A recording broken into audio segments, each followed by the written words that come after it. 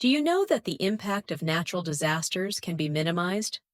The measures we can take during a disaster is called disaster management.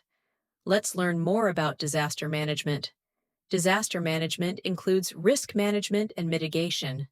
Risk management is the process of identifying possible risks and then determining how they can be avoided or made less harmful. Mitigation is the action taken to reduce the impact of a natural disaster.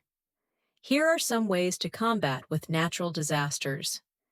Being prepared for a natural disaster is one way to minimize casualties and damage. In flood-prone areas, this could mean having sandbags ready to pile on top of the riverbanks to increase the height at which the water will overflow. In areas near active volcanoes, it can mean ensuring that all escape routes from the risk area are known, kept clear, and early warning systems are put in place to provide ample time for escape. Practicing how to escape quickly from danger areas is also important. It is possible to identify the areas which are most likely to be hit by a natural disaster. Measures can then be taken to make sure that medical teams are close enough to be able to travel in and out quickly. Disaster casualties are lesser in developed countries, as they have a better economic and educational structure to cope with disasters. International aid agencies like the United Nations provide assistance in times of disaster. Although it is not sensible to build settlement near disaster-prone areas, but settlements come up in such places for different reasons. For example, the floodplains are suitable for growing crops because the soil is very fertile. This factor attracts people with the skills to make a living from agriculture. Similarly, land that has been covered by lava from a volcano is often very fertile.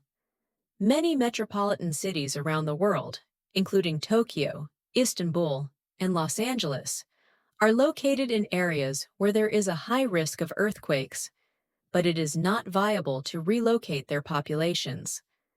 Measures are taken to build earthquake-safe buildings that can withstand mild tremors. In the case of a major earthquake, quick evacuation is an effective way to minimize the damage as far as possible. Tsunami warning systems were set up after the 2004 tsunami in the Indian Ocean. The Indian Ocean Tsunami Early Warning System comprises 25 seismographic stations that provide real-time data to 26 national tsunami information centers in and around the Indian Ocean. This data is processed by the U.S. Pacific Tsunami Warning Center in Hawaii and the Japan Meteorological Agency, and when required, it sends alerts to tsunami-threatened countries. In areas affected by forest fires, such as Australia and North America, controlled burning takes place to chances of a fire occurring or to decrease its likely intensity. Controlled burning involves setting fire to grass and other dry materials under strict supervision in the weeks and months ahead of the fire season.